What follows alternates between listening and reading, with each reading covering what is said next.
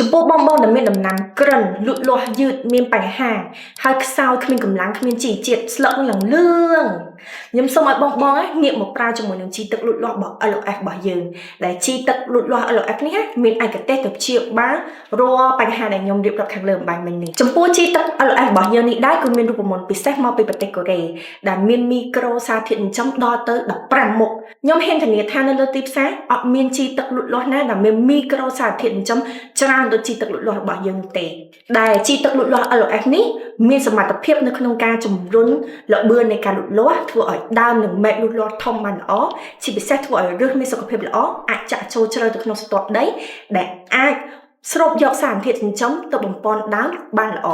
ចឹងជាមួយនឹងជីទឹកលូតលាស់នេះដែរបងអាចលាយជាមួយនឹងទឹកចំណុះ 1000 លីត្របានដែលយើងអាចបាញ់ស្រោចទៅលើដំណាំដែលមានផ្ទៃដី